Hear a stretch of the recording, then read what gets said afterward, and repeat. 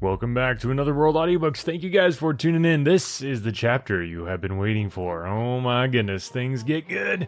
Thanks guys for tuning in. Thanks for sharing the podcast. Thanks for enjoying these audiobooks with me. It is always fun to do stuff together with other people. And a huge shout out to our patrons who make this show possible. If you want to sign up to become a patron and get all my undying gratitude and thankfulness, go to anotherworldaudiobooks.com and you can sign up to be a patron right there. There's some awesome perks that come along with being a patron, along with the knowledge that the podcast exists because of your support. So thank you to our patrons, and appreciate anybody who is willing to sign up for that. Definitely means a lot to have patrons signing up, but if you can't, no worries, I understand. I totally get it. This is a free audiobook podcast, and I'll continue to make free audiobooks for you. All that I ask is that you tell other people about the podcast. Spread the word, tell other people, share the podcast. That is the best way to help make sure this show stays on the digital airwaves, so to speak. So, all right, guys, without further ado, let's jump right into the next chapter of Meet the Tiger. Chapter 16. In the Swim. To fall 160 feet takes just a shade over 3 seconds, but it seems a lot longer. Simon Templar knew this very vividly, for he seemed to live through 3 eons between the instant of sickening breathlessness when he felt the cutaway flooring give way under his weight, through the 4 odd pulse beats of hurtling down and down into darkness, till he struck water with a stinging splash. He sank like a plummet, and struck out mightily for the surface. He must have gone deep, for by the time his head came up, his heart was pounding furiously, and his chest felt as if it was about to cave in under the pressure. He drew a giant's breath, and choked at the end of it, for, unsuspecting, he had let himself be sucked under again. The undertow was terrific. He kicked out with all his strength, and as he rose again, gasping and spitting, his hand touched stone and got a grip on it instinctively. In spite of his experience, he still misjudged the power of the current. His hold was all but broken as soon as he obtained it, and his arm was nearly jerked from its socket with the strain. With an exertion of every bit of force he could rally, he drew himself up with his shoulder muscles, thrashing the water with his legs, until he got the fingers of his other hand crooked over the providential ledge. There he hung, panting, with the sinews of his arms taut and creaking, while he shook the water out of his eyes and tried to get his bearings. Already he had been swept some distance from where he had fallen. It must have been a longish way, reckoning by the force of the stream as measured by the pull on his arms. The blackness was not complete, fortunately. His eyes were already used to the darkness, and so he was able to take in the surroundings comparatively well by the faint phosphorescent light which filtered up, apparently, from the surface of the water. He had been dropped into some sort of subterranean river. His handhold was a rough projection in the rock wall of the cavern through which the stream ran. The cave was no more than 12 feet wide, but the vaulted roof arched over a good 25 feet from the surface. During the centuries of its mill-race career, the river must have worn itself deeper and deeper into its bed. Mill-race was a good description. The superficial smoothness of the water was no guide to the murderous speed and power of the current. The saint wondered what beneficent deity had placed that shelf of rock directly under his flailing hand, for without it he would undoubtedly have been dragged down and drowned in a few minutes. Even now he wasn't out of the wood. The agonizing twinges of overworked muscles were throbbing up and down his arms, and though he had fingers of steel, they wouldn't stand up to that grueling tension indefinitely. Clearly, the great thing was to slip the clutch of the torrent which was patiently struggling to pluck him away and haul him down to the death which had been arranged for him. The saint pulled himself up a few inches to test his muscles, and groaned, for he had been weakening faster than he realized. He let himself down again for a second's rest, and set his teeth. Perhaps he prayed. Then he took and held a deep breath, and heaved again. He edged up 6 inches, 7, 8. There he stopped to breathe again. Even that slight drawing of his body from the clasp of the rushing water lessened the stress, and he tackled the next effort with a better heart. This time he brought his chin over the ledge, and one of his feet, scrabbling for help against the submerged surface of the rock, lodged in a cranny, and enabled him to get enough support for his legs partially to relax his arms and hands, while he gathered strength for a final spurt. He looked up, wondering now whether this strenuous climbing was only going to lead to a postponement of the end, to a cramped and painful clinging to the stone until his endurance petered out and he slipped and fell again into those evil waters. And then he had difficulty in stopping himself wasting precious energy in a resounding cheer, for he saw a wide black opening in the rock some 10 feet over his head. That was certainly a recess where he could lie down and rest almost indefinitely. It seemed as if the kind God were giving him all the breaks that afternoon. "Not yet, my tiger, not yet," muttered the saint, with all his old indomitable jauntiness flooding back. "Shoals of people have sweated like Harry to bump me off, but I'm beginning to think that it can't be done." The sight of that prospective refuge was enormously encouraging, and he felt new reserves of strength tingle into his body. He shifted his grip to another narrow angle of rock at arm's length overhead, and with a long pull he managed to hitch himself right out of the water and get his toes onto the ledge which had saved his life, while his hands moved up from crevice to crevice in the stone, so that when he paused again he was standing straight up, flattened out against the rock, with the river slinking past clear beneath him. The opening he had seen was temptingly near now, and in his eagerness he nearly overreached himself. He flung his weight onto a jutting bit of rock without first testing it, and it broke away in his hand. He was left swinging by 3 fingers of his left hand in a hole barely an inch deep, and it was several nerve and muscle-racking seconds before he found fresh holds. Thereafter he proceeded with more circumspection, and eventually scrambled over the rim of the ledge he had marked down with no further mishap. He stretched himself out on his back and closed his eyes. Now that the immediate peril was past, reaction came.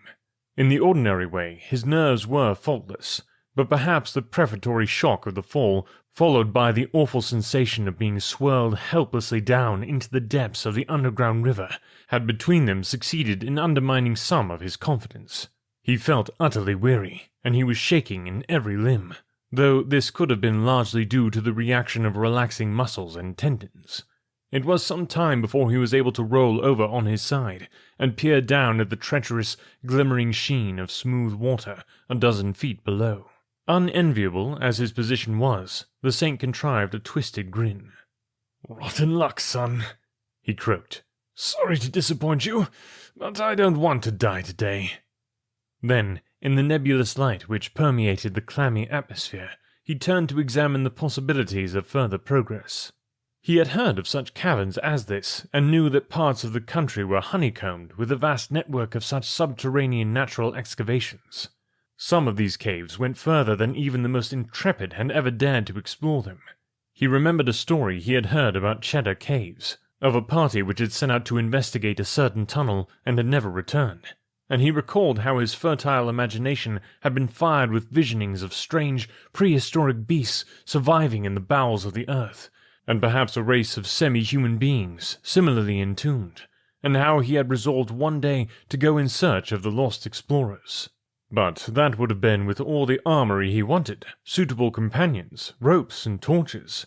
This, however, was not Cheddar, and he had nothing but his soaking clothes and the few things in his pockets.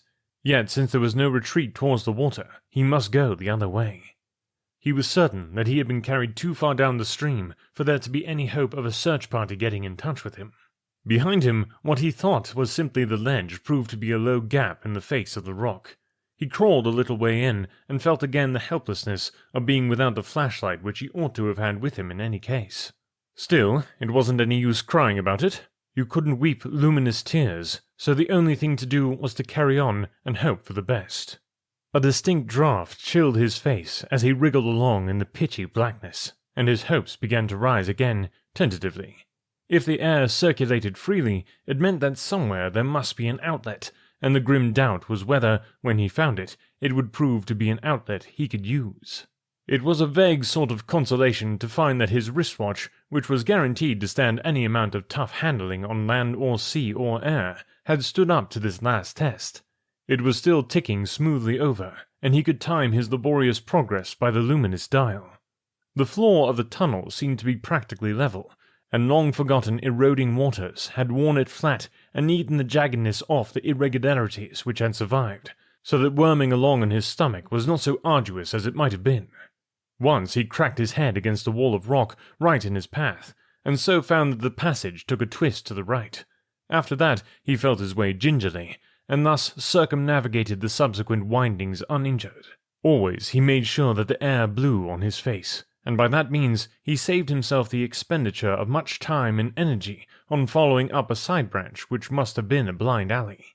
He went on like this for over an hour, and at the end of that time, raising himself slowly to his feet, he found that the roof had receded far enough to allow him to proceed upright, which was an improvement. Still, he felt his way forward very carefully with feet and hands, for he had no desire to step over the edge of a small precipice or run his head against a sudden dip of the rock above. He kept one hand on the wall to steer by, and worked patiently on. The darkness had that pitchy intensity which torments the eyes and rasps the nerves to a shrieking rawness. He understood then, as never before, the full agony of blindness. Queer flashes of crimson rocketed across his sight, and the strain of transferring all his reliance to his sense of touch was working him up into a quivering torment of fraying ganglions. There was a terrible desire to sink down on the stone and crawl aimlessly about till sleep and forgetfulness came. Then this was replaced by the struggling of a childish terror to unthrone his reason and set him pounding helpless fists against the rock, to rush madly into the blackness till he crashed against another wall and was flung broken and screaming to the ground, to give up the attempt altogether and stand raving and cursing this false blindness, praying recklessly for the relief of death. For all the darkness that cloaks the world under the sky is as dazzling sunshine to the awful numbing terror of the darkness in the places under the earth where there had never been light since the beginning.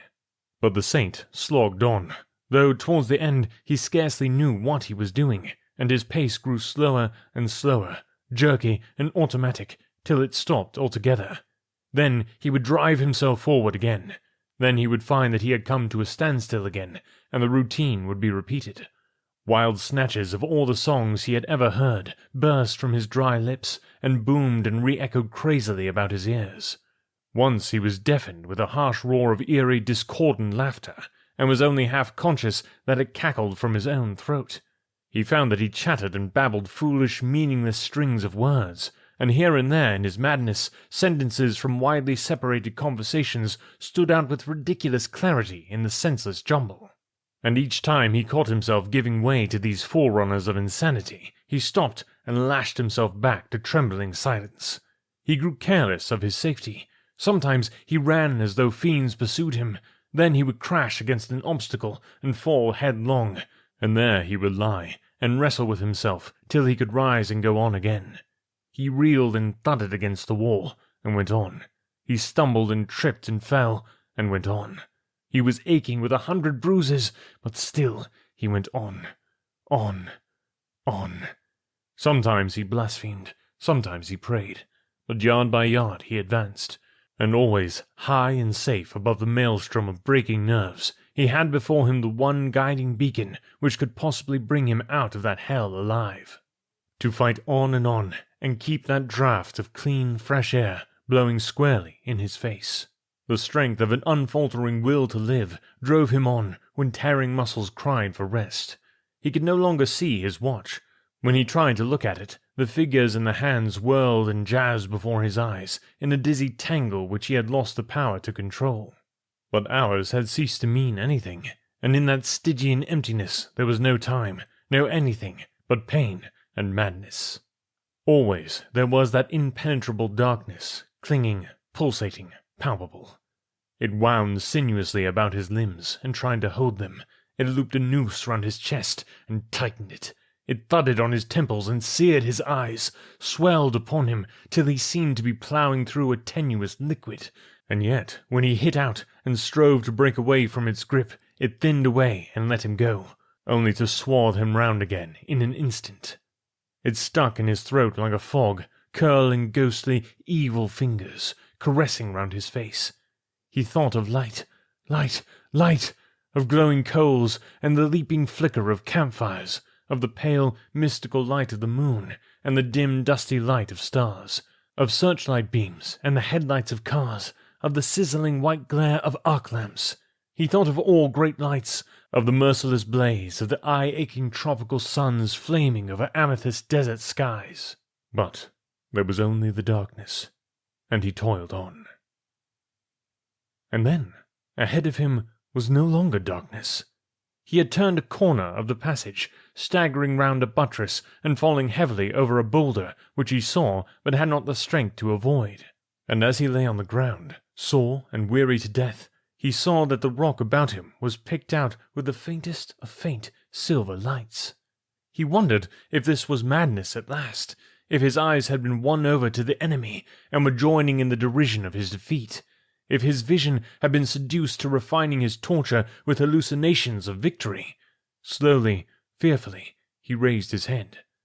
He could see all the cave in which he lay, the height and the length and the breadth of it. The light was so dim that it hardly amounted to more than normal blackness, but after the appalling blind blackness in which he had wandered for so many hours, it was as startling a contrast as the rising of the sun after night. Almost sobbing with thankfulness, he dragged himself to his feet and went reeling on. There was another bend about 50 yards ahead, and at that corner it seemed as if the light was a little stronger.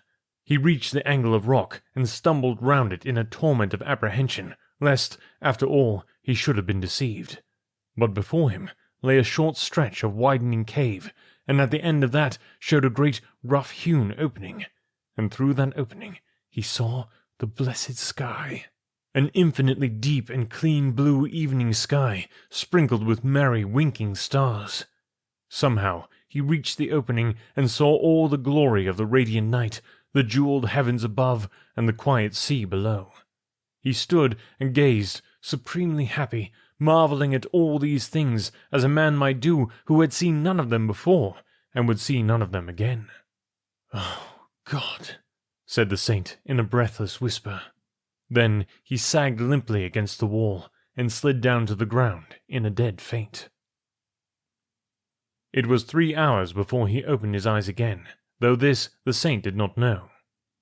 He had fallen in the entrance of the cave, and he was awakened by the light of the rising moon shining across his face. Slowly he opened his eyes, and gazed unwinkingly into the round luminous disk that was heaving itself out of the sea. A memory of the nightmare of blindness through which he had passed seethed horribly across his half-consciousness, and he sprang up with a cry. The movement roused him completely, and he found himself leaning against the wall with his heart thudding like a trip-hammer and his breath coming in short gasps. He smiled crookedly, collecting himself. He must have had it badly. Never before had he passed out like that. He waited, gathering his wits and trampling the aftermath of the nightmare. It was then that he looked at his watch and found that it was 11:30. The rest had revived him. The crazy muzziness had gone from his head, and he felt his strength welling back in great refreshing waves. Elbows and knees were grazed and sore, his knuckles were skinned, tender bumps were coming up all over his skull, and his entire body throbbed like one big bruise. But this was where his strenuous training stood him in good stead. So great were the recuperative powers of his matchless constitution that already he was stretching his limbs experimentally to see whether he could honestly certify himself fit and tuned up for the next round.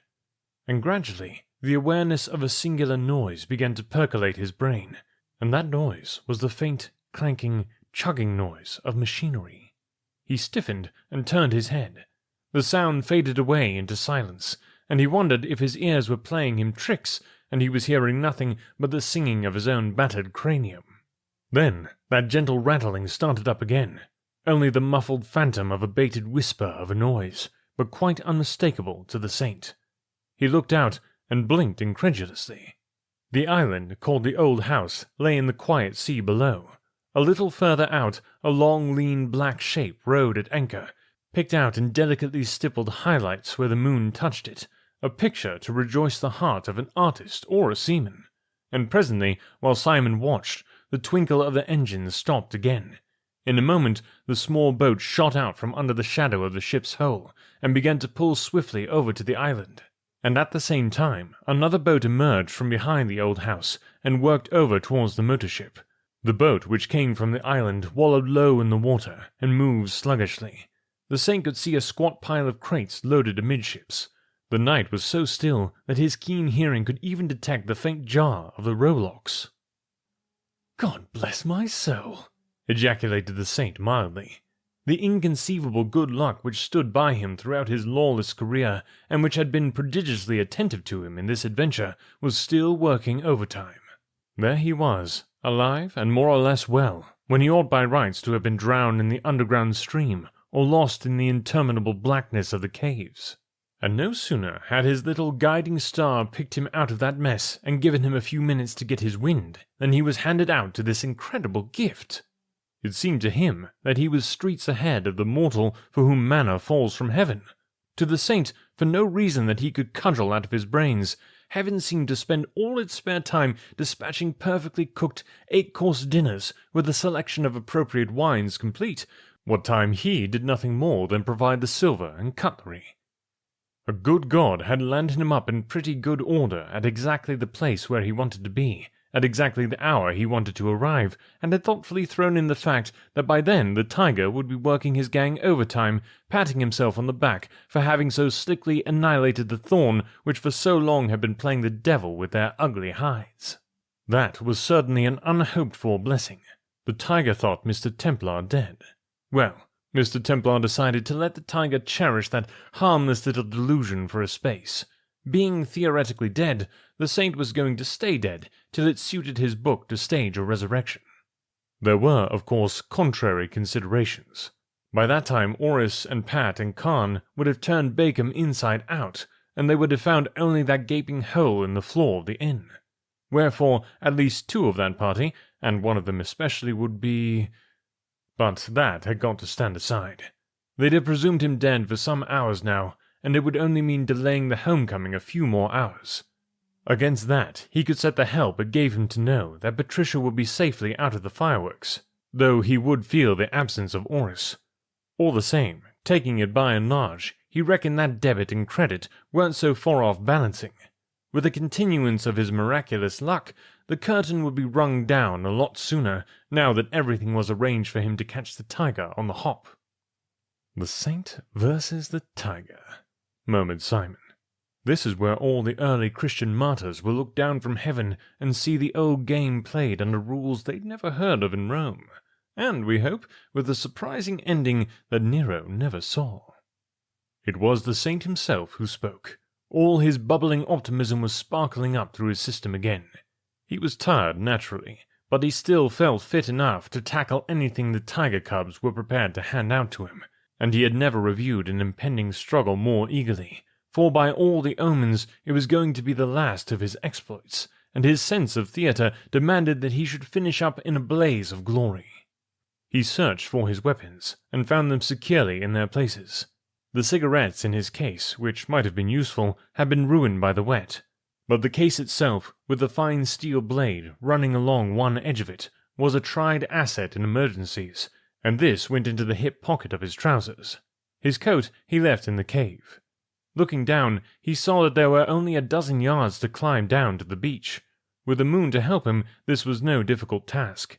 He swung over the edge at once, and in a few minutes he stood on the crunching shingles with the water lapping round his ankles. There was a longish swim yet to get through, but by now he felt capable of all that and more. He waded out up to his waist, and then slithered forward into the ripples without a splash, like an otter, and struck out for the tiger's ship with clean, powerful strokes. His arms rose and fell rhythmically, making not the least sound as they cleared the water and then dived back at full stretch. The saint could keep up that graceful overarm for hours, but on this occasion he had no need for such a display of stamina.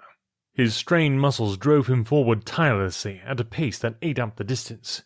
He steered a wide, circling course to keep well out of the danger zone between the old house and the ship, where he might have been spotted by a pair of keen eyes in one of the rowboats, or by anyone who happened to be looking across that reach of water from either side, for the moonlight was strengthening with every minute. An act of cussedness on the part of nature, which made the job in hand a more ticklish proposition for both saint and tiger alike. Even so, it was not very long before he came up under the motor ship's cruiser stern, after covering the last 100 yards under water with only 3 cautious floatings up for breath. He clung there for a moment's rest, and then worked his way along the seaward side where would be safest, forward to the bows, hugging close into the hole. It then occurred to him that the climb up the anchor chain in full view of the island and the ship's bridge would be a very chancy method, yet the vessel's sides rose sheer and unbroken for 6 feet before they were cut by the lowest row of portholes. But once more his luck held. As he swam slowly along, pondering this problem, he ran right into a rope ladder which hung down from the deck. It couldn't have been more conveniently provided if he had asked for it to be lowered against his arrival, but a little thought gave him the reason for its presence.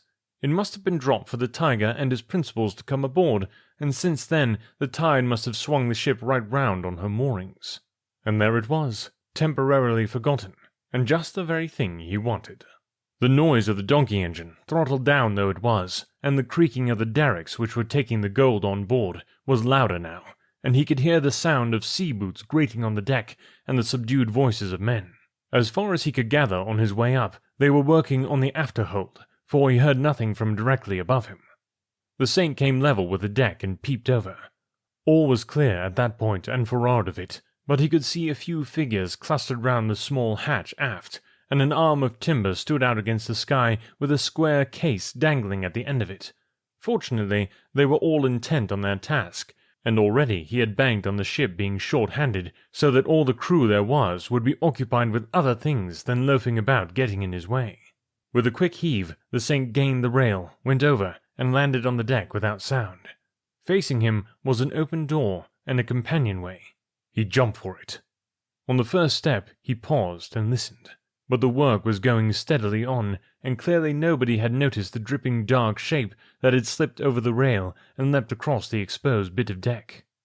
"So far, so very good," said the Saint, and a smile of joyous anticipation flitted across his lips. "Once aboard the lugger, and the gold is mine." The companion ran down into a dimly lighted alleyway, and there the Saint hesitated. That was a risky place to loiter in. Cabins were also risky. They needed only the turning of a key to turn them into prisons. But he wanted a few seconds to rest and plan the next move, and had to take his chance. There was a promising-looking door right opposite him, and he tiptoed across the alley and turned the handle very softly. But the door must have been locked, for his gently increasing pressure failed to make it budge. The Saint was promptly intrigued by that locked door. It immediately drove all thoughts of safety and rest and scheming out of his head, and in his reckless fashion he resolved to have a look inside that cabin with the least possible delay, whether it was occupied or not.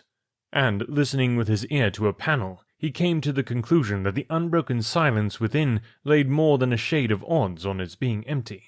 But to open a locked door required more implements than he had on him, and he was about to go in search of the engine-room workshop to collect suitable apparatus when he heard the sound of approaching footsteps. In a flash, he located their origin, round the nearest corner of the passage.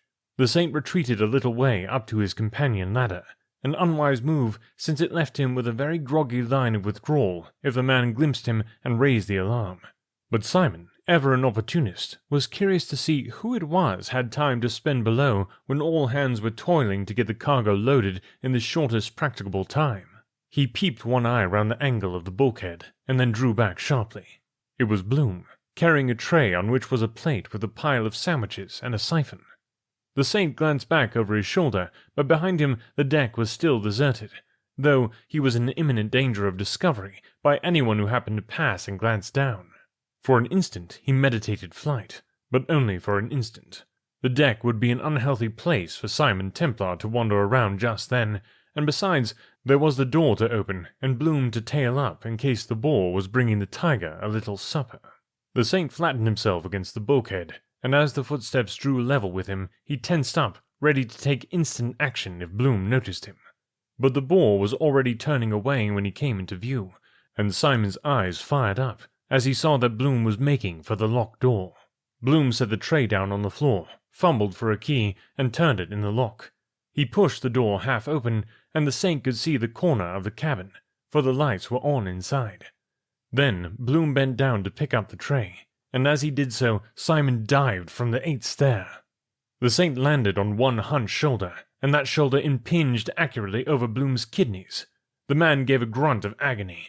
All the weight of Simon's leaping, falling body was hurtling on behind that muscular shoulder, and Bloom was caught off his equilibrium. The impact sent the board toppling over, and his head was bumped forcefully against the floor as Simon crashed on top of him. Bloom was absolutely out, but the sound of the scuffle might possibly have been heard. The Saint was on his feet again with the speed of a fighting panther. He grabbed Bloom by the collar and yanked him into the cabin. Then he snatched in the tray.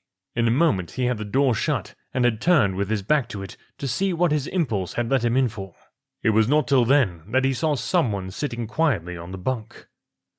"Oh, how do you do, Auntie?" said the Saint, who was always polite, and Agatha Gurton's lips curved ironically. "You're really rather a wonderful man, Mr. Templar," she remarked. Oh my goodness. Ooh. I want to hear from you. Did you see this coming, or what are your thoughts regarding Agatha Gurton being in the hold of the ship there? Very, very interesting. I can't wait for next week, for the next chapter. I think it's going to get even better from here, so please get in touch. I'd love to hear your thoughts about Meeting of the Tiger. A few words here today on our vocabulary corner. The first word is beneficent. It's basically characterized by or performing acts of kindness or charity. So I think I kind of knew what that one, but I wasn't sure how to pronounce it. So beneficent. Prefatory. Again, I kind of knew what that meant, but I wasn't 100% sure. Basically, it's referring to or relating to a preface. So it's introductory, prefatory. So a prefatory mark. And then if you are a John Carter fan, if you've listened to any of the John Carter Mars books that we have done, then you will be very familiar with this word. Stygian means gloomy or dark. So that was not a new one to me because I've read the John Carter books. If you haven't, you should go check those out. We've got, I think, 3 John Carter books we've done over the years. So go to anotherworldaudiobooks.com. You can scroll down and see on our library. You can actually sort. I think Barsoom is the category there. So check that out. Those are really fun books. And he ends up in a lot of Stygian darkness, it seems like. And then stipple was a new one I had not heard before. It's one of those words you can kind of guess what it means, but it basically means to draw, engrave, or paint in dots or short strokes. Stipple. So there you go. Short dots or strokes, painting with short dots or strokes. There you go. All right, guys. I hope you're enjoying this book. If you are, I'd love to hear from you. I'd love to see some reviews on the podcast. That is always helpful because people look at a new show and they're like, I don't know if this is worth it or should I sign up or not. And really, it's up to you guys who do like the podcast to tell other people that it's something they should check out. So go leave a review of the podcast, send it over here, and I would love to give you a shout out as a thank you for listening and supporting the show in that way. So thanks again, guys, for listening, and we'll catch you next week.